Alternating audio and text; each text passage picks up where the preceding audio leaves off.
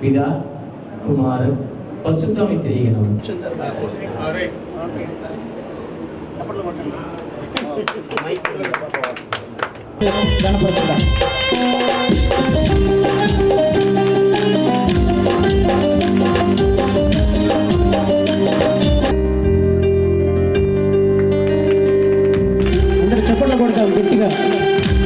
இறைமகன் கிறிஸ்துவின் நாமத்தினால் வாழ்த்தி வரவேற்கிறேன்.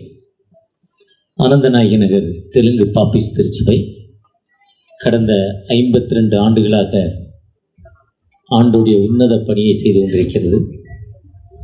விசேஷமாய் இந்த திருச்சபையை எனக்கு அறிமுகம் அன்பு தம்பி சிரஞ்சீவி, என அவர் திருச்சபையினுடைய முழு அங்கத்தினர், திருச்சபையுடைய தலைவர் மற்றும் அநேக மூத்த மக்கள், திருச்சபையுடைய பாஸ்டர்ஸ், திருச்சபை மக்கள், உங்கள் ஒவ்வொருவரையும் வாழ்த்துகிறேன். விசேஷமாக எங்களுடைய டேனியல் மெட்ரிகுலேஷன் பள்ளியில் படிக்கிற பிள்ளைகள் உண்டு, பள்ளியில் பணி செய்கிற ஆசிரியர்கள் உண்டுங்க, உங்களை கூட வாழ்த்துகிறேன். இந்த நல்ல நாளில் ஒரு சிறப்பான கடந்த ஒவ்வொரு வருடமும் இந்த திருச்சபை துவங்கப்பட்ட நாளில் அன்போடு என்னை அழைத்து ஆண்டுடைய வார்த்தை சொல்வதற்கும் மீண்டும் திருச்சபையை மறுபிரதிஷ்டை செய்வதற்கு ஆண்டவர் ஒவ்வொரு நாளும் வழிநடத்திக் கொண்டிருக்கிறார். விசேஷமாய் திருச்சபை மக்களை வாழ்த்துகிறேன். இதோடு ஆவடி தெலுங்கு பாப்பிஸ் திருச்சபையிலேருந்து, ஆவடியிலேருந்து பாஸ்டர்ஸ் மற்றும் அவரோடு மூத்த மக்கள், அவரோட மூத்த மக்கள் அநேகர் வந்திருக்காங்க. ஆவடி அந்த பிஎஸ்என்எல் உள்ள இருக்க அந்த ஒரு தெலுங்கு பாப்பிஸ் திருச்சபை ரொம்ப பிரம்மாண்டமாக, உங்கள் சர்ச்சு மாதிரியே பிரம்மாண்டமாக கட்டிக்கிட்டு இருக்காங்க. அவர்களும் வந்திருக்காங்க. அவர்களை கூட அன்போடு வாழ்த்துகிறேன். உண்மையாகவே கர்த்தர் நம்மை ஆசீர்வதிப்பாராக. விசேஷமாய் இந்த நாளில் கூட இந்த 52வது ஆண்டு விழாவில் சங்கீதம் 52:8 வாசித்தீங்கன்னா, 52:8 வாசித்தீங்கன்னா, நீங்கள் ஒளிவுமுறை கன்றுகளை போல் இருக்கீங்க, நீங்கள் கர்த்தரை நம்பி இருக்கீங்கன்னு சொல்லுது. கர்த்தருடைய நம்பிக்கை என்று சொல்லுது. வாசிங்க சங்கீதம் கீர்த்தனா 52:8. நானோ தேவனுடைய ஆலயத்தில் பச்சையான ஒலிவ மரம். ஒலிவ மரம் எப்படி இருக்குன்னா பச்சையான ஒலிவ மரம். ஒலிவ மரம் தான் கிறிஸ்தவத்தில் ரொம்ப சூப்பர். ஒலிவ மரக்கன்றுகள் ரொம்ப சூப்பர். அது என்ன, நம்ம சென்னையில் பாமாயில் மற்றும் கடல் எண்ணெய் யூஸ் பண்ணுறோம். இதே இது ஆந்திரா தாண்டி போனீங்கன்னா மஸ்டர்ட் ஆயில், கடுகு எண்ணெய். அதே நேரத்தில் நீங்கள் இஸ்ரேல் தேசத்துக்கு போனால் அவங்க ஒலிவ எண்ணெய் தான் யூஸ் பண்ணுறாங்க. ஒலிவ மரம் அவங்க வளர்க்குறதுல ரொம்ப பிரியமாக இருப்பாங்க. நம்ம எப்படி வீட்டில் தேக்கு மரம், திராட்சை வளர்க்குறோமோ, அவங்களுடைய வாழ்க்கை என்பது திராட்சையும் ஒலிவ மரம் தான் ரொம்ப முக்கியம் அவங்களுக்கு. ஒலிவ மர கன்றுகளை போல் பிள்ளைகள் தலைத்திருப்பார்கள்னு சொல்கிறார். அதுதான் அந்த வசனத்தில் சங்கீதம் 52 சொல்கிறாரு, நானும் கர்த்தருடைய ஆலயத்தில் பச்சையான ஒலிவ மரத்தை போல் இருக்கிறேன், நான் கர்த்தரை நம்பி இருக்கிறேன். யாரை நம்பி இருக்கிறேன்? கர்த்தரை நம்பி இருக்கிறேன். வேதம் சொல்லுது, கர்த்தரை நம்புகிறவன் செழிப்பான், கர்த்தரை நம்புகிறவன் எந்த அடைக்கத்தில் வைக்கப்படுவான், கர்த்தரை நம்புகிறவன் மரணத்தை காண்பதில்லை, கர்த்தரை நம்புகிறவன் ஜீவனுள்ள தேசத்தில் நடப்பான். யார் கர்த்தரை நம்புகிறோமோ, நம்புகிற மக்களுக்கு அவர் விடுதலை கொடுக்க மாட்டார்.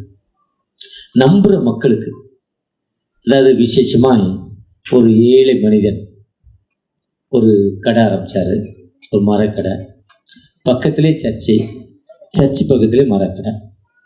தினமும் அவர் மரக்கடையில் போய் உட்காரோம்னா ஆலயத்தில் ஜெபம் பண்ணி ஆண்டவரோடு சில நிமிடங்கள் பேசி திரும்ப தான் போய் கடையை திறப்பார். மற்ற மதத்து மக்கள் தங்களுடைய மதத்துடைய கோட்பாடின்படி வளர்க்குறப்ப அந்த கதவை திறக்கிறப்போ 3 தட்டு தட்டுவாங்க. எதுக்கு தட்டுனா, உள்ள சாத்தான் தூங்கிட்டு இருக்கோம், அதை எழுப்பி விடுறோம், தூக்க பிசாசு தூங்கிட்டு இருக்கோம், அதை எழுப்பி விடுறோன்னுவாங்க. அதே மாதிரி அவங்களுடைய வரம்புப்படி இவர் அந்த பக்கத்தில் சர்ச்சில் போய் ஜெபம் பண்ணிவிட்டு அந்த சர்ச்சை கதவை கடையை திறப்பார். அவருடைய பிளெஸ்ஸிங் வளர்ந்துக்கிட்டே இருந்தார். அதுதான் தாவீது சொல்கிறாரு 122 கீர்த்தனால, கர்த்தருடைய ஆலயத்திற்கு போவோம் வாங்கன்னு சொன்னபோது மகிழ்ச்சி, ஜாய், எனக்கு சந்தோஷம் சொல்றார். அதுதான் இயேசு கிறிஸ்து மத்தேயுல சொல்றப்போ, லூக்கால மத்தேயு 21, லூக்கா 19, மார்க் 11 சொல்றப்போ, இது சகல ஜனங்களுக்கு ஜெப வீடு, தி ஹவுஸ் ஆஃப் பிரேயர். இது எல்லா மக்களுக்கும் விண்ணப்பத்தின் வீடு, அப்பத்தின் வீடு. அந்த அப்பத்தின் வீடு அங்க போய் நம்ம ஜெபம் பண்ணிட்டு போறப்போ, என் நாமத்தினால் எவைகளை கேட்டாலும் அவைகளை தருவேன். இதுதான் ஆண்டவர் எப்பவுமே அந்த ஆலயத்தை நம்பி யார் இருக்காங்களோ அந்த மக்களை உயர்த்தும் ஆண்டவர். ஆதியாகமம் 12ஆம் அதிகாரத்துல நான் உனக்கு தேசத்தை தருவேன் என்று ஆபிரகாம் சொன்னபோது அவன் அங்கு ஒரு கூடாரம் போட்டு, பெத்தேல் தனக்கு மேற்காகவும் ஆயில் தனக்கு கிழக்காகவும் கூடாரம் போட்டு ஆண்டவரை தொழுது கொண்டார். ஆதியாகமம் 26 ஈசாக்குக்கு விரோதமாய் பெலிஸ்தர், சித்தனா இவங்கெல்லாம் வந்துட்டு போறாங்க. அப்புறம் அவர் இதுதான் ரெகோபோத்துன்னு சொல்லி ஜெபித்த பொழுது ஆண்டவரை அவர் தொழுது கொண்டார். நம்ம எப்பெல்லாம் ஆண்டவரை தொழுது கொள்றோமோ அந்த ஆண்டவர் வாழ்வு கொடுக்கும் ஆண்டவர். அப்படி அந்த மனிதர் ஆண்டவரை தினமும் வந்து சில நிமிடங்கள் உள்ள இருந்து ஆண்டோடைய சன்னிதானத்தில் இருந்து ஜெபிப்பாங்க. இன்னைக்கு இஸ்ரேல் தேசத்துக்கு போனீங்கன்னா, இஸ்ரேல் தேசத்துடைய நம்முடைய ஆலயம், எருசலேம் ஆலயம் பெரிய பகுதி முகமதியர் கையில் இருக்கு. ஒரு சிறிய பகுதி மட்டும் அங்க இருக்க யூத மக்கள் மத்தியில் இருக்கு. அந்த யூத மக்கள் மத்தியில் அந்த சிறிய பரிசுத்த பூமி என்று சொல்லக்கூடிய அந்த சின்ன பகுதி, அவங்க அந்த இடத்துல 2 பகுதியா பிரிச்சிருப்பாங்க. இன்னைக்கும் யூதருடைய ஆலயத்துல ஆண்கள் மட்டும்தான் போக முடியும், பெண்கள் போக முடியாது. பெண்கள் எப்பவுமே பின்னால் இருக்கிறவங்க, பெண்கள் அவங்க ஆலயத்துக்குள்ள போக முடியாது. அப்போ அந்த இப்போவும் இன்னைக்கு அங்கே போனீங்கன்னா அங்கே போய் ஒரு கூட்டம் மக்கள் போகிறாங்க. இஸ்லேம் போனவங்களுக்கு தெரியும், அங்கே தோரா நூல் வைக்கப்பட்டிருக்கு. தோரா நூல்லாம் ஆதியாகமும் யாத்ராகமும் லேவியராகமும் எண்ணாகமும் பாகம் தான் தோரா நூல். இதெல்லாம் தோரா நூல், பழைய ஆகமங்கள் என்று சொல்லப்படும். இந்த நூல் வச்சிருக்க எடுப்பாங்க, வாசிப்பாங்க, அந்த சுவரில் முட்டி அழுவாங்க. அழுகையின் சுவர் என்று அதுக்கு பெயர், கிரையிங் வால் என்று பெயர். மேசியாவே வாங்க, மேசியாவே வாங்க. ஆலயத்துக்குள்ள போய் இன்னைக்கு ஜெபிக்கிற ஒரு மக்களாய், அதுதான் மார்க்கில் ஒரு 18 வருடம் பலவீனப்பட்ட பெண் கர்த்தருடைய ஆலயத்துக்குள்ள எப்படியாவது தனக்கு சுகம் கிடைக்கும்னு போய் உட்கார்ந்துருக்கிறப்போ அந்த அம்மா ஆண்டவரை நோக்கி ஜெபிச்சுக்கிட்டு இருக்கு. இயேசு கிறிஸ்து பார்க்குறார், அந்த அம்மாவை எழுந்துரு, உன்னை பலப்படுத்துகிற பிசாசு சாத்தானுடைய கட்டுகள் உடைக்கப்பட்டுச்சுன்னு சொல்கிறாங்க. அப்படிதான் ஆலயம், ஆலயத்துக்குள்ள வந்து ஜெபிக்கிறப்போ ஆண்டவர் எல்லா நிலையிலும் உயர்த்தும் ஆண்டவர். ஏன்னா இது ஆண்டவருடைய வீடு, தி ஹவுஸ் ஆஃப் பிரேயர், கடவுளுடைய இல்லம். கடவுளுடைய இல்லம் இது, ஆண்டவருடைய வீடு, இது சகல ஜனங்களுக்கு ஜெப வீடு. அந்த மனிதர் தினமும் ஜெபம் பண்ணிக்கிட்டே இருந்தார், தினமும் ஜெபம் பண்ணுவார். கொஞ்சம் பிஸ்னஸ் வளர்ந்துச்சு. பிஸ்னஸ் வளர வளர டைமிங் ரொம்ப குறைஞ்சிருச்சு, பிஸ்னஸில் டைமிங் ரொம்ப குறைஞ்சிருச்சு. அப்போ என்ன பண்ணார், அந்த சர்ச்சுக்கு போகிற நேரம் குறைஞ்சிது. சர்ச்சுக்கு போகிறப்போ முன்னால் நின்று மற்ற மக்கள் போகிறாங்கள அவங்க இப்படி பார்த்துட்டு இப்படிங்கிறாங்களே, அதே மாதிரி இப்படின்ட்டு போக ஆரம்பித்தார். பின்னால் ஒன்று கார் பங்களாலாம் வந்துச்சு, ரொம்ப பிஸ்னஸ் வந்துச்சு. அதுக்கு கூட டைம் இல்லை, இன்றைக்கி ரொம்ப அர்ஜெண்ட்டாக போகணும், இன்றைக்கி 1 லட்ச ரூபா எனக்கு லாபம் கிடைக்கும், அதனால் நான் வேகமாக போகிறேன், நாளைக்கு வந்து உங்களை தொழுது கொள்கிறேன் ஆண்டவர்ன்ட்டு போயிட்டார். எல்லாருமே நம்ம இப்படி தான் இருக்கோம். கர்த்தருக்கு கொடுக்க வேண்டிய நேரத்தை நம்ம என்ன கொடுக்கறது இல்லை. நீங்கள் என்ன நேரம் பாஸ்டர் ஓசனா மந்திருடைய வளர்ச்சிக்கு சொல்கிறப்போ அவர் என்ன சொல்கிறாருன்னா, எத்தனை மணி நேரம் வேலை செஞ்சாலும் சரி, எவ்வளோ ட்ராவல் பண்ணாலும் சரி, என்னதான் கஷ்டப்பட்டாலும் சரி, படுக்கைக்கு போகணும், படுக்கை விட்டு எழுந்திருக்க போகும். மார்னிங்கும் நீங்கள் ஈவினிங்கும் நைட்லேயும் ஆண்டவரை நோக்கி நீங்கள் ஜெபித்து உங்கள் வேலையை ஆரம்பிங்க. என்னுடைய வளர்ச்சிக்கு காரணம் என்னுடைய ஜெபந்தான். நான் ஆண்டவர்கிட்ட விடாமல் ஜெபித்து கொண்டே இருந்தேன், அதனால இவ்வளோ சாதாரணமாக இருந்த என்னைய ஆண்டவர் ஒரு பெரிதான வளர்ச்சியை கொடுத்தார் பாஸ்டேஸை நான் சொல்கிறேன். அநேக தீர்க்கதரிசிகள், அநேக பரிசுத்தவான்கள் கர்த்தருடைய ஆலயத்தில் யாரு காத்திருக்கமோ, கர்த்தருடைய ஆலயத்தை நாட்டப்பட்டவர்கள் செழித்திருப்பார்கள். செழுமை. அந்த மனிதர் விறகு கடை வச்சிருக்கிறவர், அந்த விறகு கடையில் மரக்கடை. கொஞ்சம் கொஞ்சமாக டைமிங் குறைஞ்சிருச்சு, வேகமாக இருந்தார். ஒரு நாள் தன்னுடைய பெரிய கடை வளர்ந்துட்டார், பெரிய கடைக்குள்ளே இருக்கிறாரு. மின் கசிவு ஏற்பட்டுச்சு, திடீர்னு கடை ஃபயர் ஆச்சு, கடை ஃபுல்லாக புகை வந்துருச்சு. கடையெல்லாம் எரிஞ்சு அழிய போகுது, அவரால் அவருடைய உயிரும் போக போகுது. அப்போ அவர் உள்ளே இருந்து வெளியே வர முடியாமல் அந்த புகை மூட்டை அவரை மயக்கம் போட்டு விழுந்த உடனே ஆண்டவரை நோக்கி அந்த மரண படுக்கையில், தகப்பனை நம்ம மறந்துட்டேன், ஃபர்கெட் யூ, நான் உன்னை மறந்துட்டேன்ப்பா, நீங்கள் என்னை பறக்காதீங்க, இஸ்ரவேலே இவைகளை நினை, நீ என் தாசன், நீ என்னால் மறக்கப்படுவதில் நீங்கள் சொல்லியிருக்கீங்க ஏசாயா 44:22. ஆனால் நான் உன்னை மறந்துட்டேன்ப்பா, தயவு செய்து எனக்கு விடுதலை கொடுங்க, எனக்கு வாழ்வு கொடுங்க, உங்களுடைய பிரச்சனத்தை எனக்கு தாங்க தகப்பனே, உங்களுடைய எனக்கு தயவு செய்து எனக்கு உயிர் பிச்சை கொடுங்கன்னு அவர் ஆண்டவரை நோக்கி ஜெபிக்கிறப்போ ஒரு சர்ச்சில் இருந்த வாட்ச்மேன் வேகமாக உள்ளே வந்தார். அவர் அப்படியே தூக்கினார். அந்த புகையும் பார்க்கல, நெருப்பையும் பார்க்கல, அப்படியே தூக்கி கொண்டு வெளியே வந்தார். உடம்பெல்லாம் நெருப்பு காயங்கள். அவருக்கு ஒரு ஃபர்ஸ்ட் எய்ட் கொடுத்து அவருக்கு ஆண்டவர் உயிரை கொடுத்தார். இதுதான் ஆண்டுடைய இல்லம். இது வானத்தை பூமி படைத்த இல்லம். அதுதான் 1 ராஜாக்கள் 8:63 சரி 2 நாளாகும் 6ஆம் அதிகாரத்தில் சொல்றார், மெய்யாகவே தேவன் பூமியில் வாசம் பண்ணுவாரோ, வானாதி வானங்களும் கொள்ளாதே, நான் கட்டின ஆலயம் எம்மாத்திரம். சாலமோன் ஆலயத்தை பிரதிஷ்டைப்படும். மெய்யாகவே உண்மையாகவே. தெலுங்குல வாசிங்க, 1 ராஜாக்கள் 8:63 இருக்கு. 2 நாளாகும் 6ஆம் அதிகாரத்தில் இருக்கு. கிட்டத்தட்ட 1,26,000 மாடுகளை பலியிடுறாரு, 20,000 மாடுகளை பலியிடுறாரு.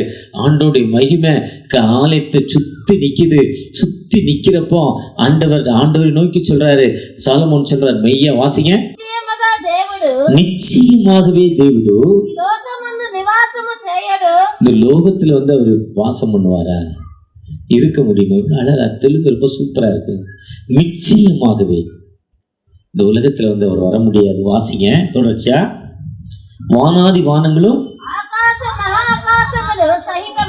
ஏன்னா ஏசாயா 66 சொல்றப்போ வானம் எனக்கு சிங்காசனம், பூமினிக்கு எனக்கு. ஏசாயா 6ஆம் அதிகாரத்தில் சொல்றப்போ என்னுடைய வஸ்திர தொங்கல் அங்க தொங்குதுங்கிறார், தேவாலயத்திலே தொங்குதுங்கிறார்.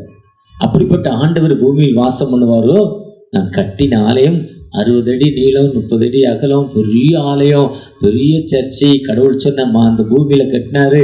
ஆபிரகாம் சொன்ன பூமியில சாலமோன் கிட்டத்தட்ட 2000 ஆண்டுகள் கழிச்சு கட்டுறாரு.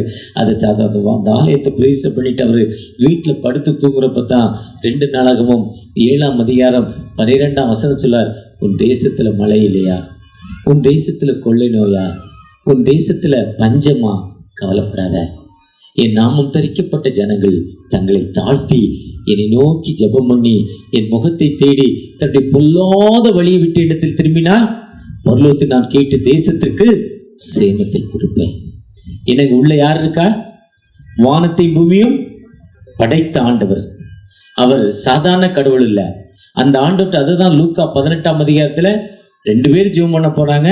ஒருத்தர் பரிசேயர், ஒருத்தர் ஆயக்காரர்.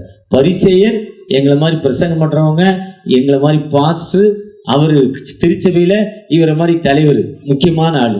இவங்கெல்லாம் என்ன பண்ணாங்க, ஜெபம் பண்ண போயிட்டு, ஐயா நான் ஆசீர்வாத தட்டு 7 எடுக்கிறேன், 5 வருஷத்துக்கு ஒருக்கா பெயிண்ட் அடிச்சு சர்ச்சை மெயின்டைன் பண்றேன், இத்தனை ஆண்டுகள் நான் சர்ச்சை வளர்த்துட்டு வந்துடுறேன், எவ்வளவு நல்ல சர்ச்சை, என்னை நீங்க பாதுகாத்து கொடுங்கன்னு ஜெபம் பண்ணார்.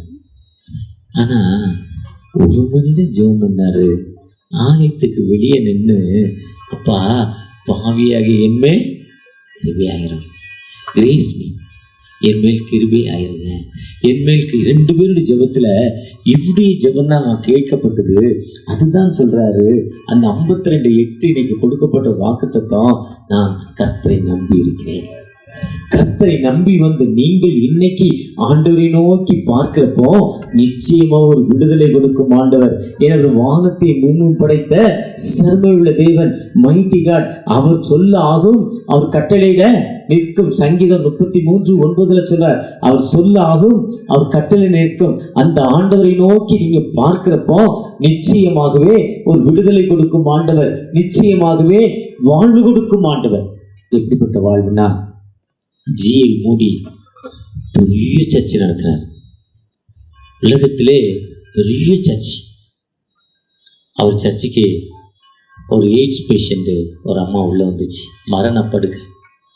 ஏன்னா எய்ட்ஸ் ஒரே மாதிரி இருக்காது.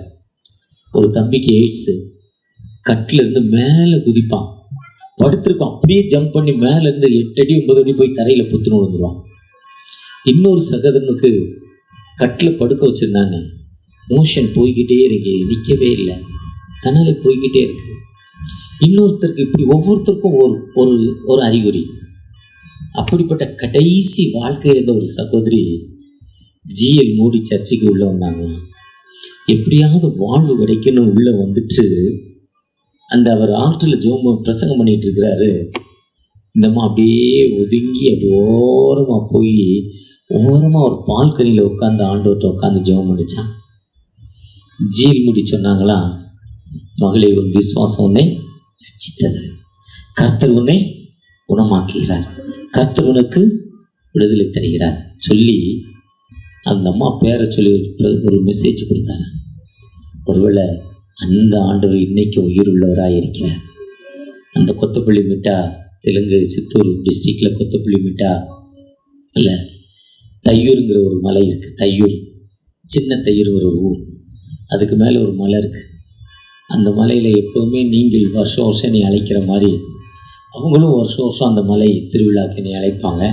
ஏன்னா அந்த மலையில் இருக்க சர்ச்சை நான் தான் முழுசாக ஆண்டோடைய பெரிதான கிருபையினால் கட்டி கொடுத்துருக்கேன். ஒரு அம்மா சொல்கிறாங்க, திருமணமாகி 5 ஆண்டுகள் ஆச்சான், குழந்தையே இல்லையா. நம்பிக்கை. நான் ரொம்ப லேட்டாக போனேன். அன்னைக்கு இங்கேருந்து 5 மணி நேரம் ட்ராவல், ரொம்ப லேட்டாக போனேன். டிராஃபிக், நான் முடிச்சிருக்கேன், நான் வர முடியாதுன்னு சொன்னேன். ஆனால் அந்த பாஸ்டர் கண்டிப்பாக வந்துருங்க ஏன்னாரு. 9:20 நான் போகிறப்போ முடிக்கிற டைம் 9. ஆனால் இந்த மைக்கு கொடுத்தோட சாட்சி சொல்லுங்கன்னு சொன்னேன். 2 பேர் சாட்சி சொன்னாங்க. போன வருஷம் இதே மீட்டிங்கில் கண்ணீரோடு ஆலயத்தில் ஜெபம் பண்ணேன். 5 வருடங்களாக குழந்தை இல்லாத எனக்கு இந்த வருஷத்தில் அந்த குழந்தை எடுத்திருந்த ஆலயத்துக்கு வந்திருக்கிறேன்னு சொல்கிறாரு. அதுதான் கர்த்தரை நம்பி, அதுதான் ஒலிவ மர கன்றுகள், பச்சையான ஒலிவ மரம்.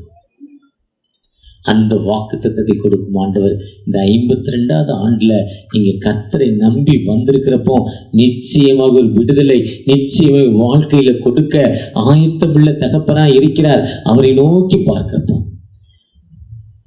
உம்மல்ல செயல்கள் நீனைத்து நீனைத்து உள்ளமே பொங்குதையா, உம்மல்ல செயல்கள் நீனைத்து நீனைத்து உள்ளமே பொங்குதையா, நல்லவரே நன்மை செய்பவரே நன்றி நன்றி ஐயா, நல்லவரே நன்மை செய்பவரே நன்றி நன்றி ஐயா, நல்லவரே நல்லவரே ஆராதனை ஆராதனை, நல்லவரே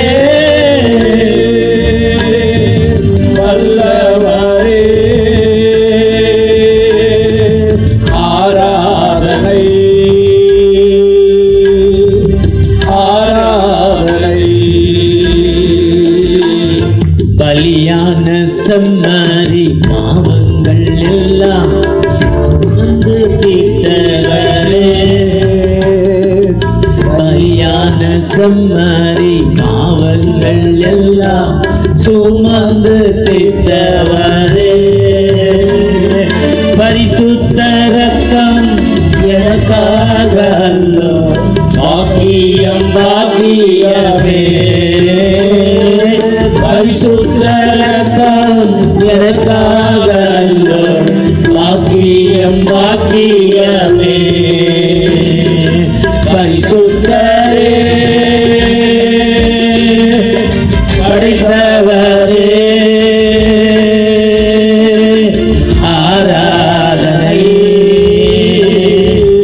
ஆராதனை, பரிசுத்தரே படைத்தவரே ஆராதனை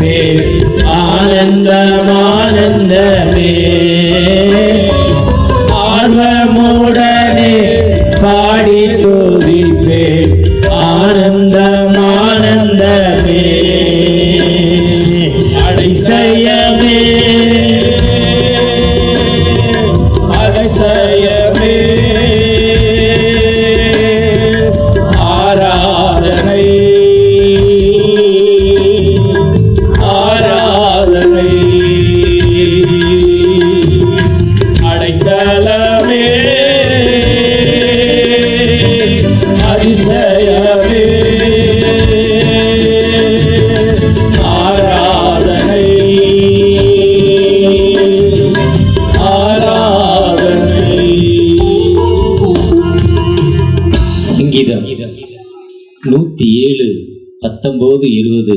ஆபத்தில் அவர்களை நோக்கி கூப்பிட்டார்கள். வாசிங்க. 100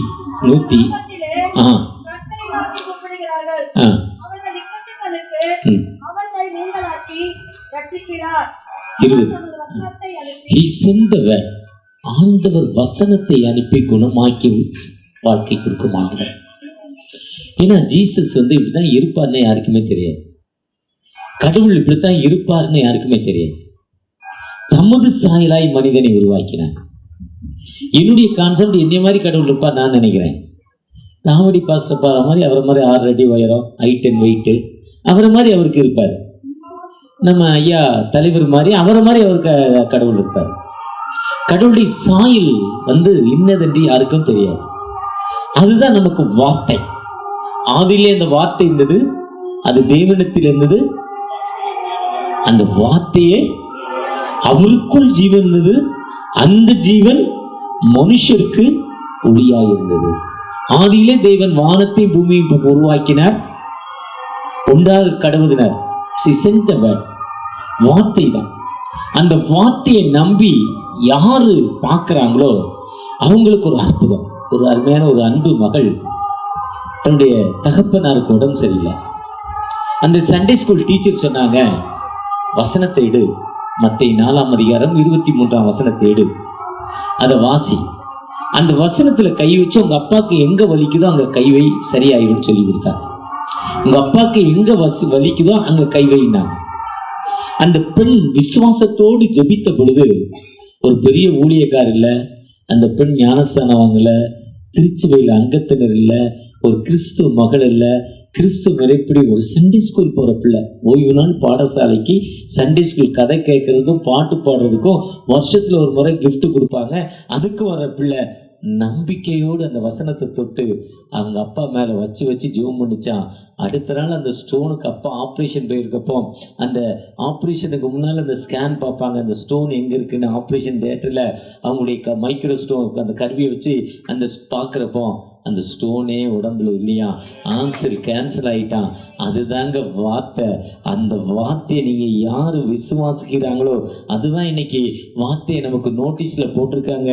எந்த வார்த்தை அப்போஸ்தலர் 19ஆம் அதிகாரம் 20ஆம் வசனத்தில் இவ்வளவு பலமாய் கர்த்தருடைய வசனம் விருத்தி அடைந்து மேற்கொண்டது. இவ்வளவு பலமா, என்ன அளவுக்கு ஸ்ட்ரென்த்து! கர்த்தருடைய வார்த்தை ஒரு சாதாரண வார்த்தையில எலியா சொல்றாரு, போட 50 பேர் + 1 அவுட்டு. ஆகாய் ராஜா போய் தூக்கிட்டு வாடாங்கிற. என்னடா தேடுறீங்க, உங்களை தூக்கிட்டு வர சொன்னார். வானத்தில் அக்னி வரட்டுங்கிறாரு. 51 பேர் அவுட்டு. 2 குரூப் 102 பேர் அவுட்டு. 3வது 51 பேர் போனாங்க. அந்த போன லீடர் சொன்னாரு, உனக்கு தோத்திரம், என் மனைவிக்கு நான் புருஷனாக இருக்கணும், எங்கள் பிள்ளைக்கு நான் அப்பனாக இருக்கணும், பேத்திக்கு நான் தாத்தாவாக இருக்கணும். இப்போ நம்ம தலைவர் பேத்தியெல்லாம் காட்டினார், உங்கள் பேத்திலாம் இருக்கா அந்த பாட்டில்னு காட்டினார். இவங்களுக்கெல்லாம் நான் கொடுக்கணும். ஒருவேளை நீங்கள் என்னை தொட்டுறாதீங்க, தயவு செஞ்சு எங்கள் ராஜா கூப்பிடாதீங்க, வா என்னை மன்னிச்சு. தயவா தன்னை தாழ்த்தி கேட்ட பொழுது அந்த வார்த்தை அவ்வளோ பலமான வார்த்தை. அந்த வார்த்தை சாதாரண வார்த்தை இல்லை. இன்னைக்கு அந்த வார்த்தை கடுமையாக வேலை செய்து பாலியாங்கி ஷோ திருச்சபை ஆரம்பிக்கும் முன்ன அவர் பெரிய கூட்டத்தை ஒழுங்கு பண்ணிட்டாரு. பெரிய கூட்டத்தை ஒழுங்கு பண்ணி அந்த கூட்டத்துடைய அந்த அன்னைக்கு அந்த கூட்டத்துடைய ஏற்பாடு எல்லாம் அழிஞ்சிச்சு, ஃபயர் ஆயிடுச்சு. அவருடைய கண்ணீரோடு அழுதாராம். அந்த கண்ணீர் பட்ட பொழுது முடமான ஒரு மனிதன் எழுந்து நடந்தானாங்க, குதிச்சானாங்க. அதனால இன்னைக்கு வேர்ல்டிலே தென்கொரியாவில் இல்லை, உலக அளவில் தென்கொரியாவில் இருக்க சர்ச்சு ஒரு பெரிய சர்ச்சா உயர்ந்திருக்குன்னா கர்த்தருடைய வார்த்தை பலமாய் வேலை செய்கிற வார்த்தை. அந்த வார்த்தை சாதாரண வார்த்தை இல்லை.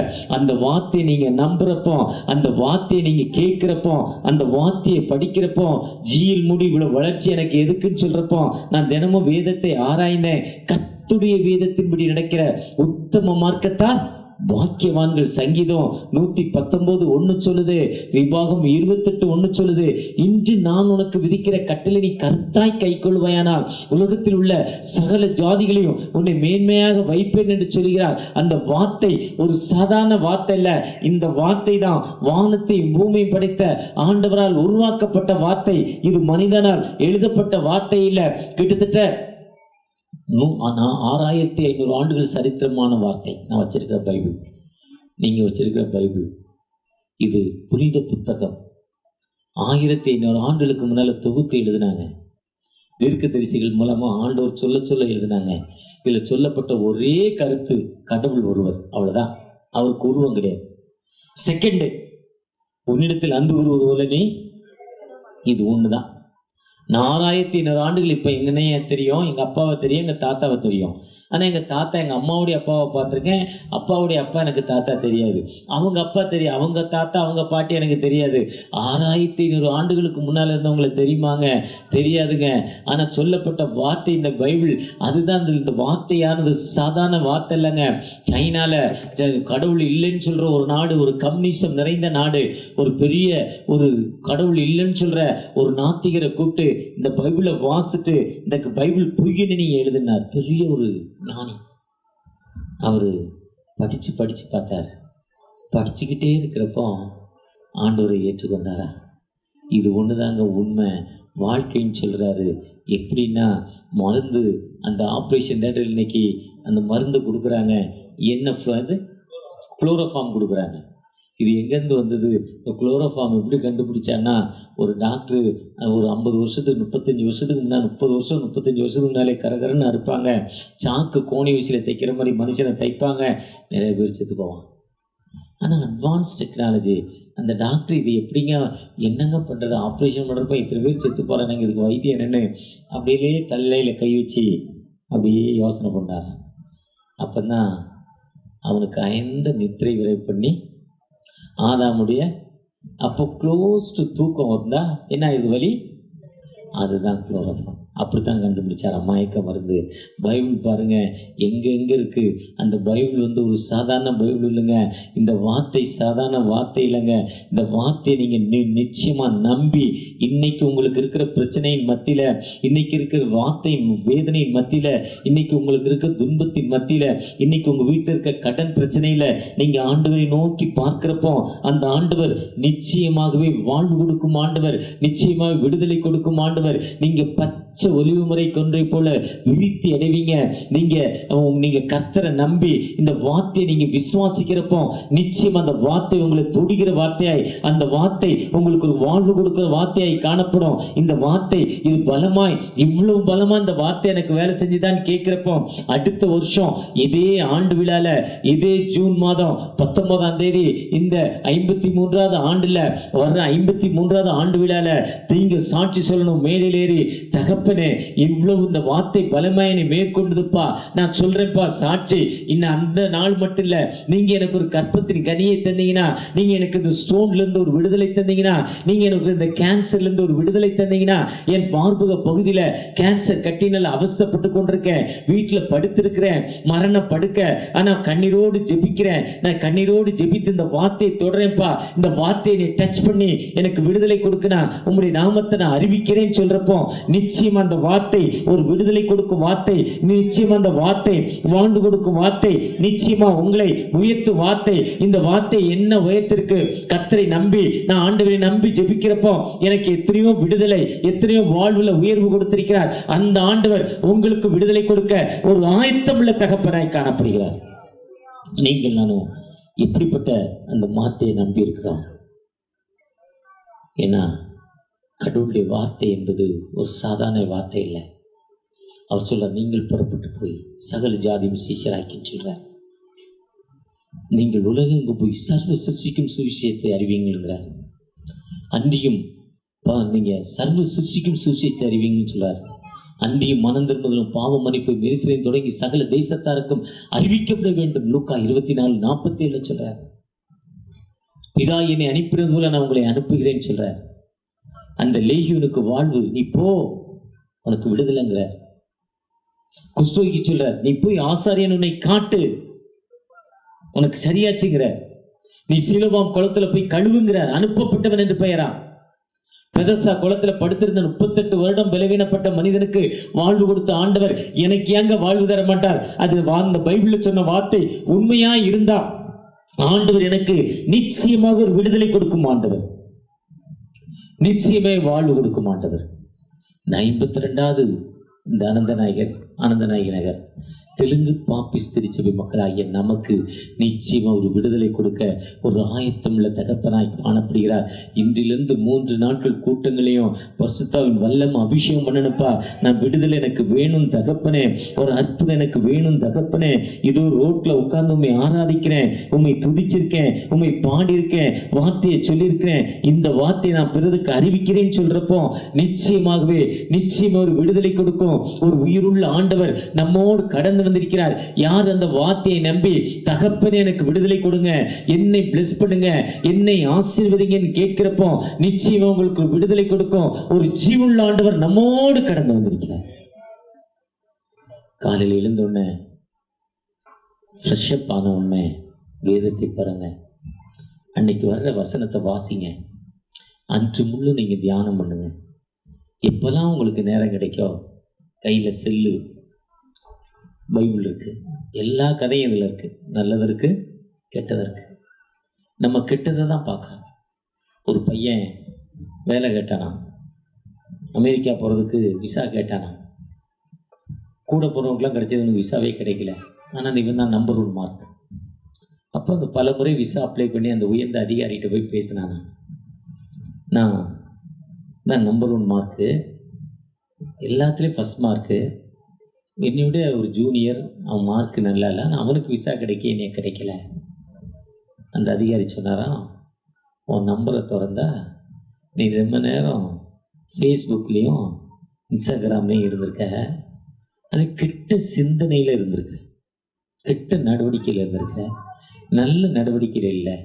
அவன் நம்பரை திறந்தா நல்ல நடவடிக்கையில் இருக்கான். எங்கள் மக்களை நீ போய் கெடுத்துடக்கூடாதுன்றதுக்கு அவனுக்கு விசா கொடுக்கலன்னாங்களாம். அதே மாதிரி பைபிள் இருக்குது, இங்கிலீஷில் இருக்குது, தமிழில் இருக்குது, தெலுங்கில் இருக்குது, எல்லா மொழிகளையும் இருக்குது.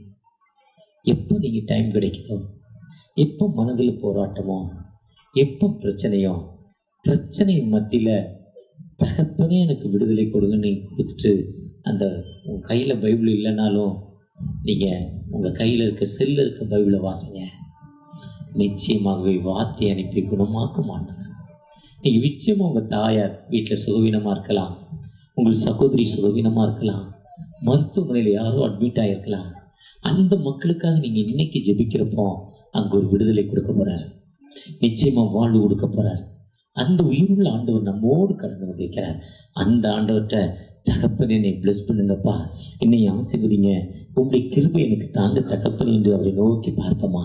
பார்க்குறப்போ நிச்சயமாய் வாழ்வு கொடுக்க போகிறார், நிச்சயமாய் விடுதலை கொடுக்க போகிறார். அந்த ஆண்டவர் நம்மோடு கடந்து வந்திருக்கிறார். ஜெயம் கொடுக்கும் தேவனுக்கு கோடி கோடி தோற்றம், வாழ்வளிக்கும் இயேசு ராஜாவுக்கு வாழாலெல்லாம் சோத்திரம். ஜெயம் கொடுக்கும் தேவனுக்கு கோடி கோடி சோத்திரம், வாழ்வளிக்கும் இயேசு ராஜாவுக்கு வாழாலெல்லாம் சோத்திரம். அல்லேலூயா அல்லேலூயா பாடுவே ஆனந்தமே உயர்த்துவே, அல்லேலூயா அல்லேலூயா பாடுவே ஆனந்தமோனியா உயர்த்துவே. ஜெயம் கொடுக்கும் தேவனுக்கு கோடி கோடி ஸ்தோத்திரம், வாழ்வளிக்கும் இயேசு ராஜாவுக்கு வாழாலெல்லாம் ஸ்தோத்திரம். உண்மை தேவனே